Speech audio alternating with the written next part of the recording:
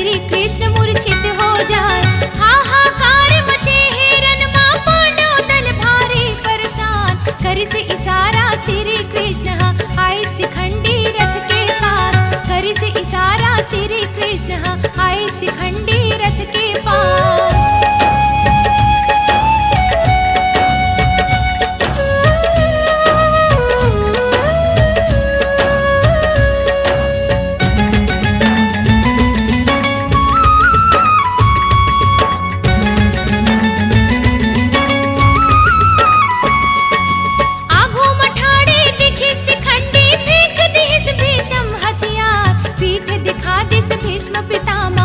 से इशारा की पानी धान। मार से बाण हृदय मां अर्जुन ले इस पितामह जी के प्राण। मच गए हाहाकार समर मां एति ओति सेना हो जाए।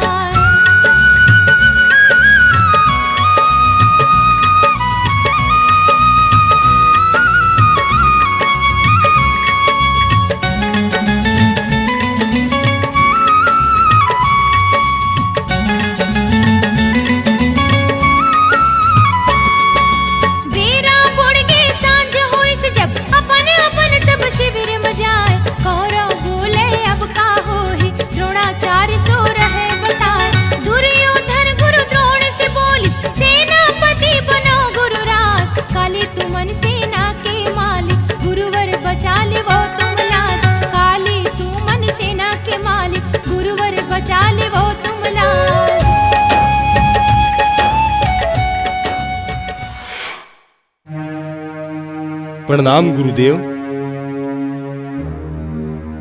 आप मन तो जानत हो हमार पहली सेनापति पितामह के स्थिति से तो आप परिचित हो। उनकर ऐसन किस्म के घायल होए के बाद हमार ये कौरव दल में सेनापति बर आप ले बढ़िया और कोनो नहीं है गुरुदेव, कोनो नहीं है। मैं जानत रहे हूँ पुत्र कि ऐसन बेरा जरूर आई। मैं सेनापति के रूप में कौरव पुत्र ला विजयी बना हूँ। प्रणाम गुरुदेव। जय हो पुत्र, कल्याण हो।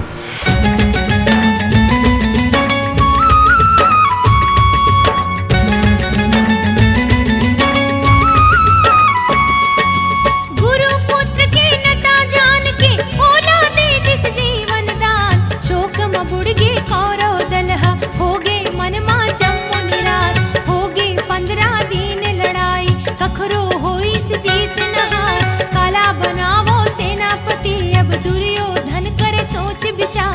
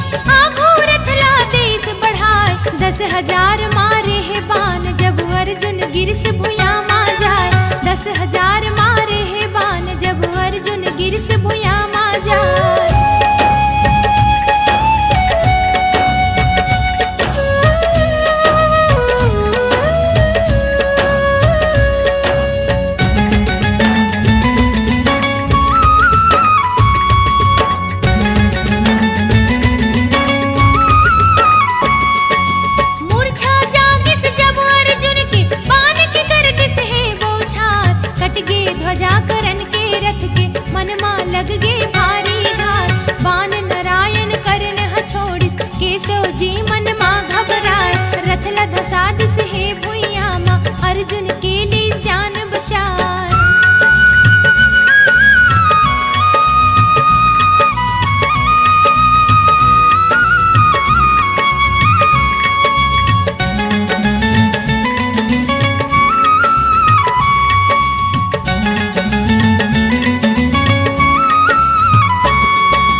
रामास्त्र फिर कर्ण हमारी, केशव अर्जुन करिन प्रणाम। लड़त लड़त माँ करण के रथ के चक्का भुइयां में धस गिर जाए।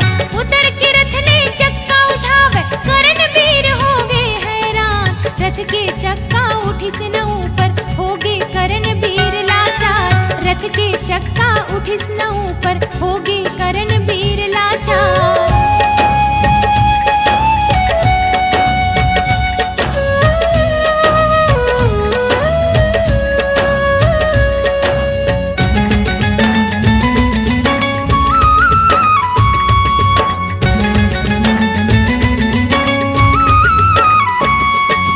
करि से इशारा तुरते कृष्ण हा, अर्जुन मारत हिस है बाण। छाती में लग गे छागे मूर्छा, गिर गे भुइयां में होला चार।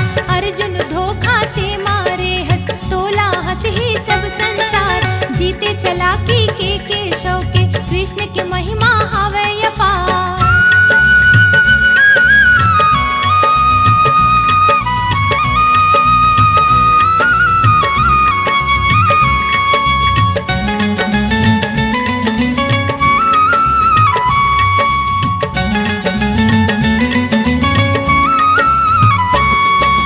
देश आशीर्वाद प्रभु हा, होए लगे से है जय जयकार। सुने हवोते हावस दानी, आज मुलाते दे दे दान। मोला कर दे सोना दान ते, दानी माते दानी महान। हाथ में पथरा लेके करन हा, अपन दांत टूर दे इस दान। हाथ में पथरा लेके करन हा, अपन दांत टूर दे इस दान।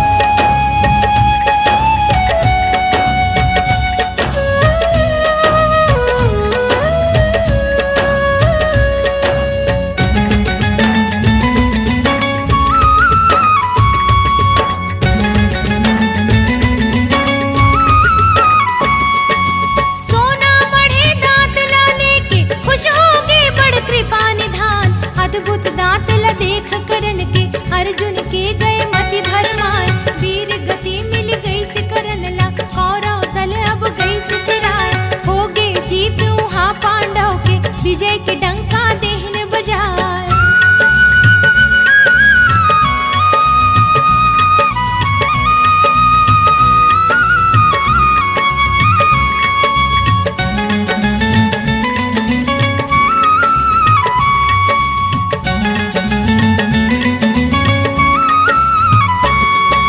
शोक में बुड़ गए हे कौरवदल, नारी के दुख सहे न जाए। सत्य के होते जीत सबर दिन, मन मा नारी धीर बंधाए। हो के बिहनिया बेरा होगे, लग गए कौरव के दरबार। काला बनाबो सेनापति अब, करे लगिन है मन मा विचार। काला बनाबो सेनापति अब, करे लगिन है मन मा विचार।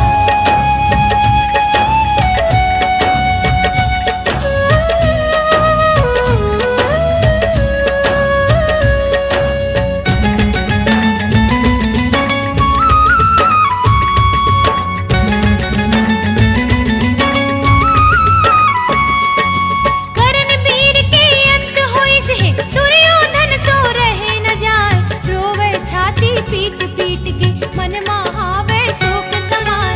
जीवन साथी हमर मित्र ये, ऐसन कभू मिले फिर नाय। देख निराशा दुर्योधन के, माता मन ला धीर बंधाए।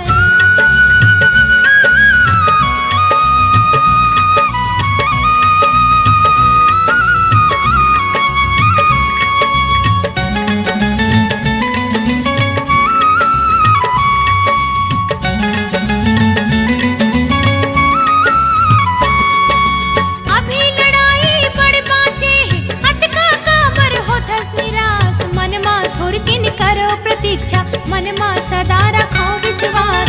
नव रणनीति नवा तरीका, जन अपनावो टूटे आस। हार न मानो तुम पांडव सो, जब तक रही जान मजा।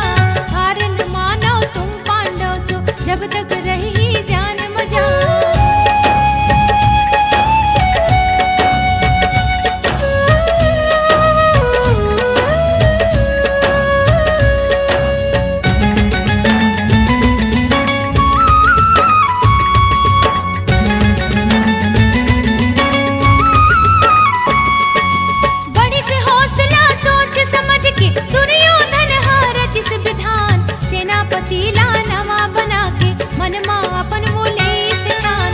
अब नहीं छोड़ो मैं पांडवला, मेट दे हूँ मैं नाम निशान।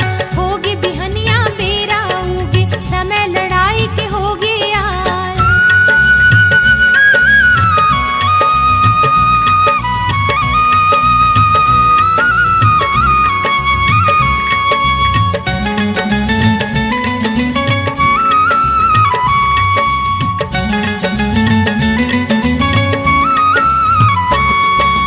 रणभूमि में होइन इकट्ठा, युद्ध पर होइस जब ऐलान। दोनों डहर ले होइस लड़ाई, होए लागिस वार मवार। रहिस भयंकर युद्ध को रोके, माते लड़ाई है जोरदार। आधा सेना मार गिराई, कौरव दल है बड़ होशियार। आधा सेना मार गिराई, कौरव दल है बड़ होशियार।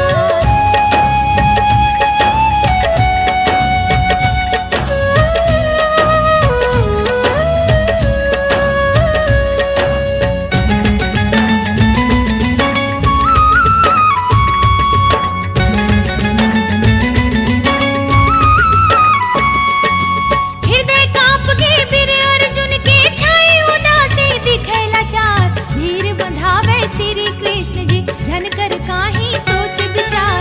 बड़े बड़े सब रहिन है जोधा, सबला तैहा डारे मार। जोधा कोनो अब नहीं बाचे है, अब दुर्योधन पर होए वार।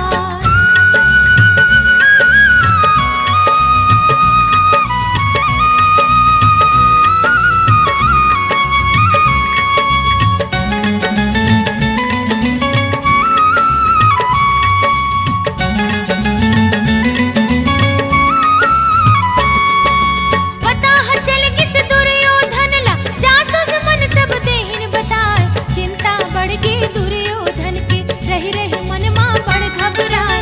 कौन उपाय करो मैं जेमा, लेवो अपन में जान बचाए। मोर नहीं रहे फिर का होही, अड़बड़ चिंता रहे सताए। मोर नहीं रहे फिर का होही, अड़बड़ चिंता रहे सताए।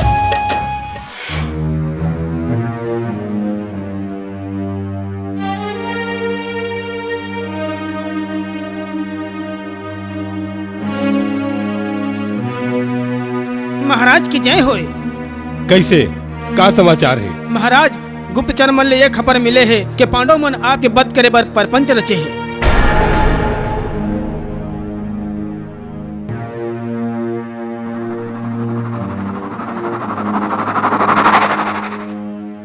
ते जा सकत हस। जो आज्ञा महाराज। डरा मत, सब बने हो जाई। पांडव मन के ये मनसाला कबू सफल नहीं होन दो मोर भाई, कबू सफल नहीं होन दो।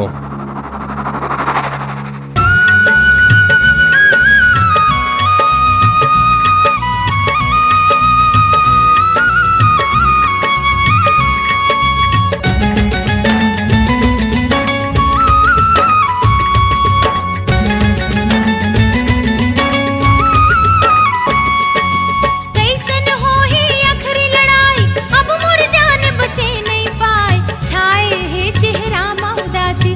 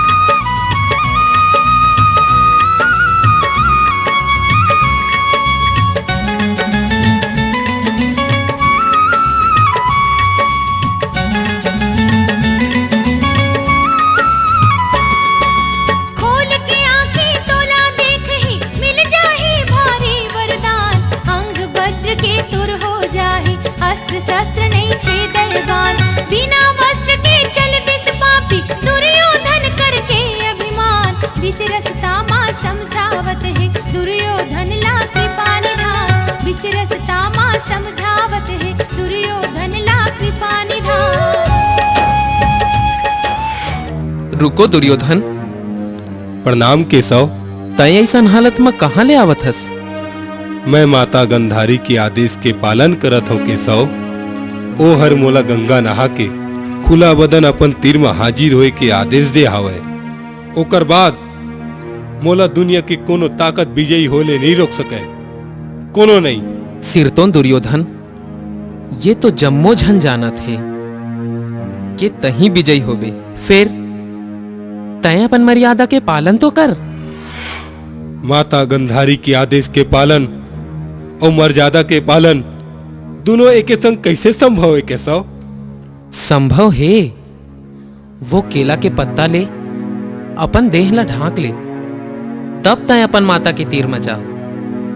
त अब तय अपन मर्यादा के पालन घलो कर पाबे और माता के आदेश के पालन तको कर लेबे। सहीज के हो आप मन केशव। अब मैं बिल्कुल ऐसनेच करूं। प्रणाम।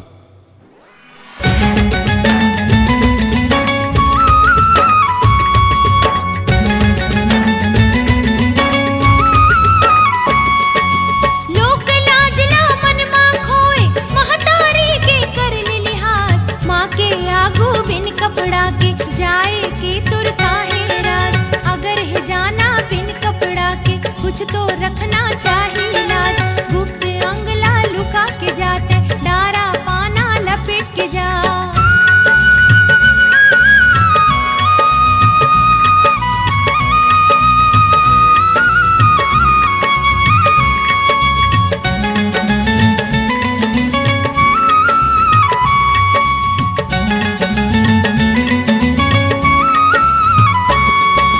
बात मान के श्री कृष्ण की पहुंची से गंधारी के पास। गंधारी जब पट्टी खोलिस, हो गए दोनों आंखें निराश।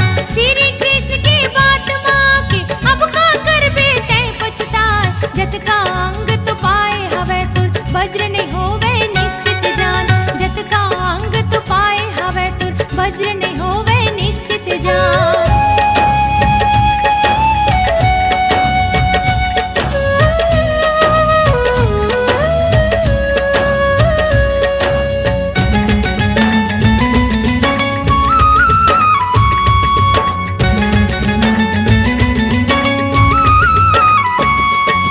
भारी हताश होइस दुर्योधन, चिंता मन मा रहे सताए। होत बिहनिया जाके लुकागे, व्यास सरोवर मा तत्काल। कर्त वर्ताओ कृपाचार्य ला, अश्वत्थामा घलो कहाय। साफ बाँच गे दुर्योधन हा, जोधा चार रहे घबराए।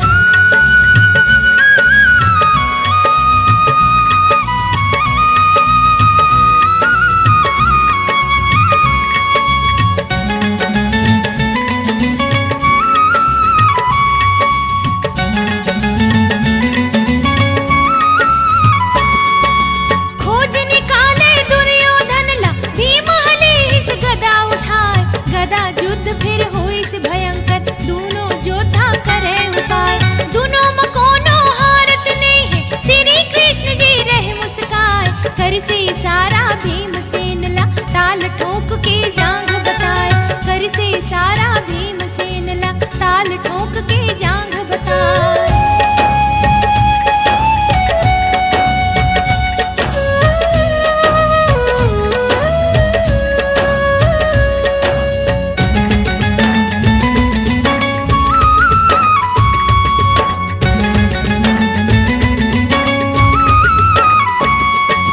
गदा में मारिस ओकर जांगला, हाड़ा कुटी कुटी होई जाए। होगे घायल रणभूमि मा, तब होले ओकर अकड़ न जाए। चितवा कुलिहा कुकुर काटे, सुते सुते वो गदा घुमाए।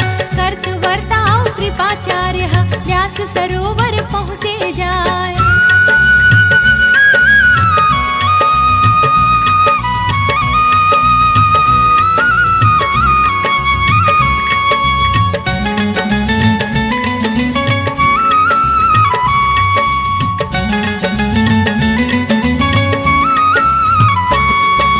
दुर्योधन नहीं मिली सोहू मेर, दोनों मन मा गए घबराए। खोजे लागिन दुर्योधन ला, रणभूमि मा पहुँचिन जाए।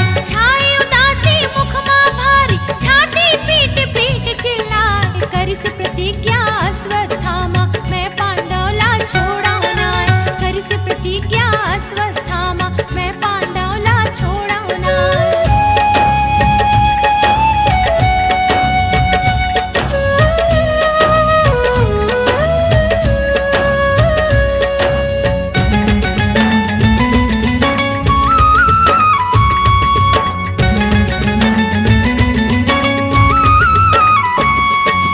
वंशहीन इन ला कर देहु जग में मिटा देहु नाम निशान परन देख के अपन संगी के मन मा दुर्योधन घबराए कृपाचार्य सो कहे दुर्योधन मोर बात ला धर लो ध्यान गंगा जल जल्दी से लावो अश्वत्थामा उमा नहाय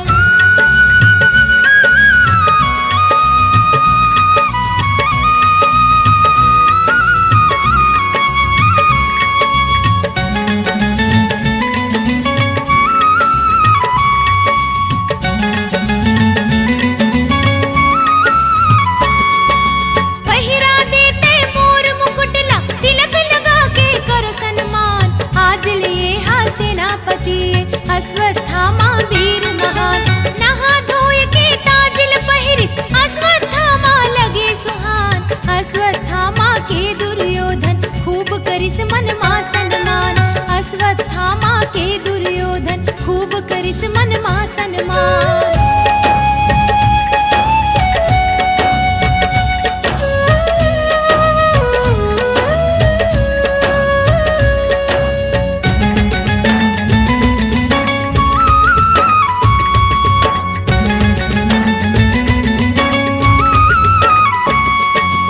अश्वत्थामाला दुर्योधन देश सेनापति बनाए वंश मिटा दे हूँ पंडवन के दुर्योधन ला तीर बंधाए करत वर्ताओ कृपाचार्य मन अपने मन मा करे विचार मूड काट के मैं पांडव के मिट दे हूँ खर नाव निशान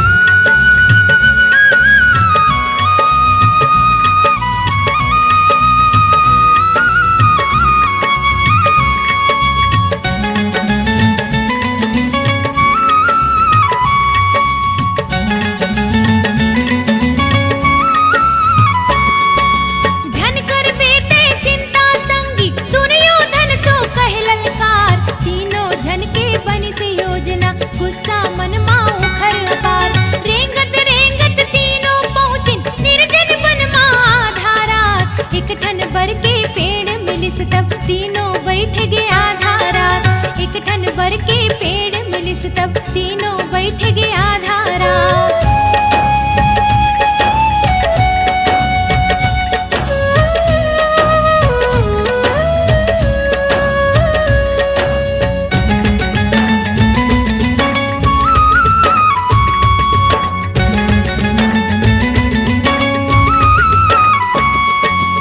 ओ मेरे दिख गए कौवा के अंडा अलहन हो गए आधारा घुघुआ बैठे रहे थांग मा क्रोध म दिखे आधारा एक एक करके अंडा खावे घुघुआ पेड़ मा आधारा ज्ञान मिल गए अब तीनों झनला आइन भवन मा आधारा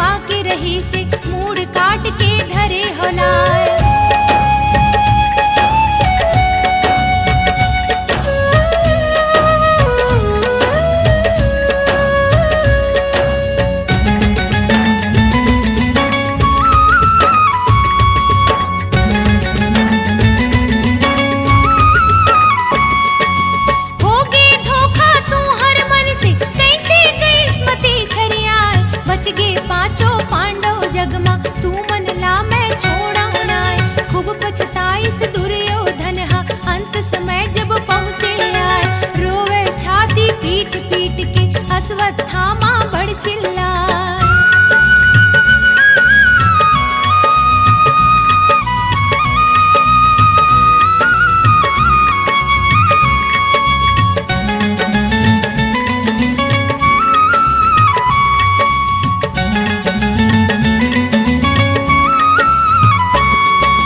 मोर मीत मुला छोड़ के चल दिस, अब मोर कोनो जग माना। बोलिस दुर्योधन तीनों ला गंगा जल मोला देवो पियाए। तीनों पियाइन गंगा जल ओ दुर्योधन ला लेन पुटार। हो गे अंत जब दुर्योधन के अश्वत्थामा गए बहुराय। हो गे अंत जब दुर्योधन के अश्वत्थामा गए बहुराय।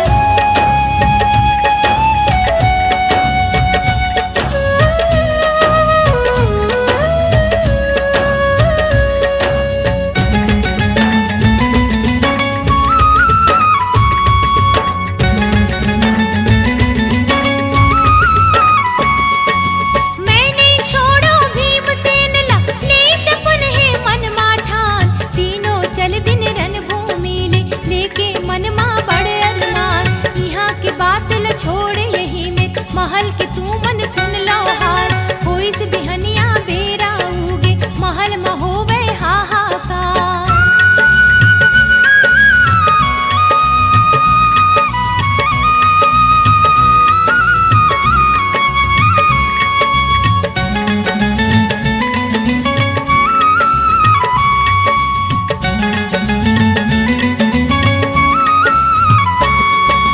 पांच पुत्र अब द्रौपदी के, भीम के मुड़कों लेन उतार। छाती पीट पीट के रोवे, द्रौपदी मार मार के लकार।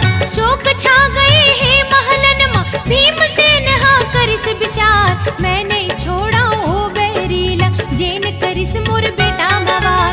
मैं नहीं छोड़ा ओ बैरीला, जेन करिस मोर बेटा मवार। धर्मराज, धर्मराज,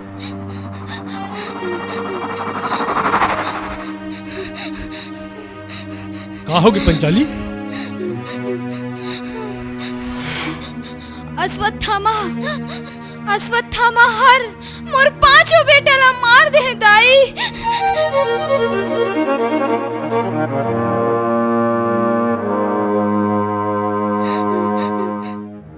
पांचाली, मैं अभी और यही बेरा अश्वत्थामा ला मार दे हूँ। हाँ, मोला वो अश्वत्थामा के प्राण चाहिए। सुना तुमन? ऐसने छोही पांचाली, ऐसने छोही। हाँ, नहीं ते मैं अपन प्राण छोड़ दूँ।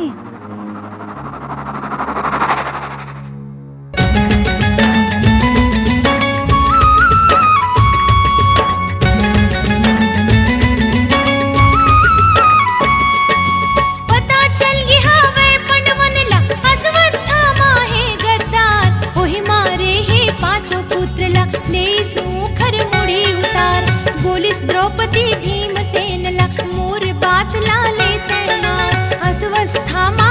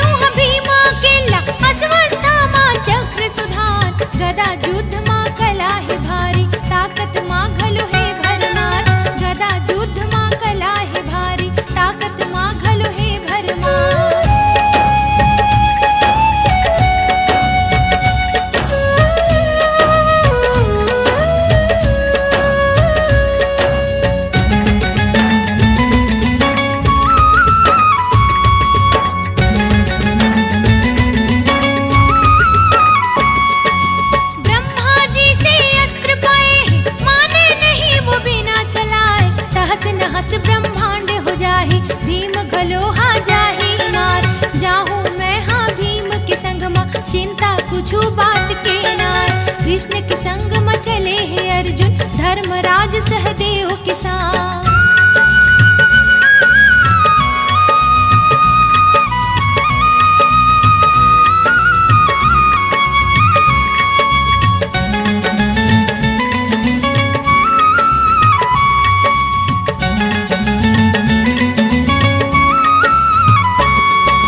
भीमसेन है नकुल के संग मा अपन गदा ला घुमाए जाए, चारों डहरला खोजे लागिस पता कहूँ मेरे चली सुनाए।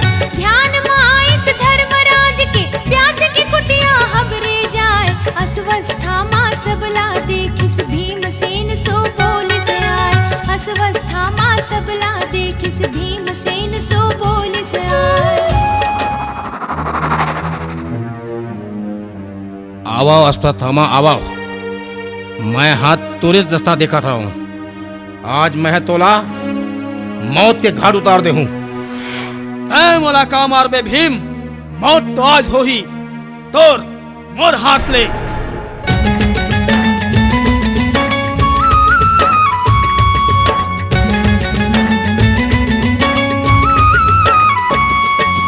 तोर मोर है आज सामना, जिंदा तोला छोड़ो नाय, नहीं है तोला कोनो बचैया, चाहे कर ले जतना उपाय।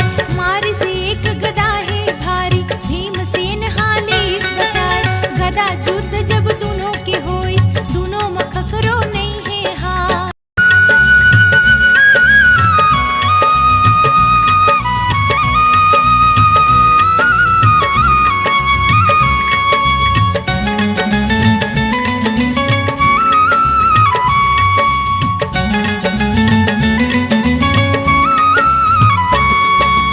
अर्जुन पास पता जा छोड़े, जे है शंकर के वरदान, जे खर आगू बचे न कोनो, ऐसे है वो अस्त्र महान।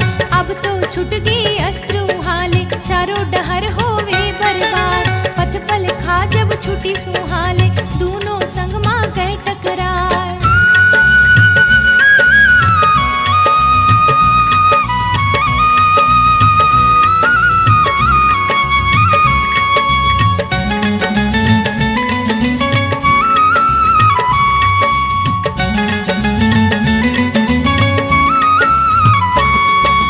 कखरो मुहा कुछो नहीं चलिस, अस्वस्था मां गए घबराए, उठा पटकिस भीमसेन हा, ओला बंदी लीस बनाए।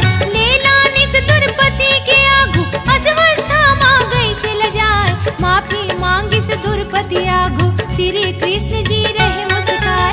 माफी मांगिस दुर्पति आगू, श्री कृष्ण जी रहे मुस्काए।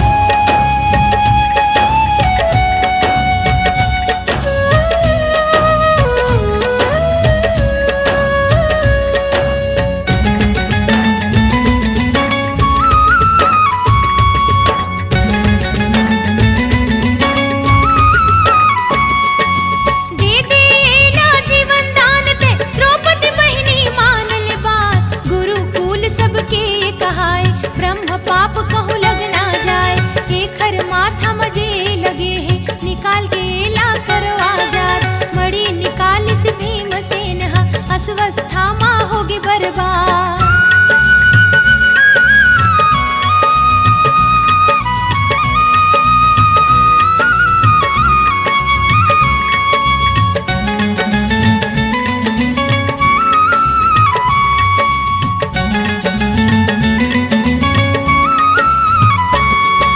नहीं बाचिन कोनो कौरव दल मा, सेनापति न कोनो बलवान, कराथ बिनती धृतराष्ट्र हा, क्षमा करो हे कृपा निधान। करके क्षमा जब श्री कृष्ण जी, सबके दुखला मेटिन जाए, दू परिवार ला मिला के केशव पहुँचिन कुरुक्षेत्र मैदान, दू परिवार ला मिला के केशव पहुँचिन कुरुक्षेत्र मैदान।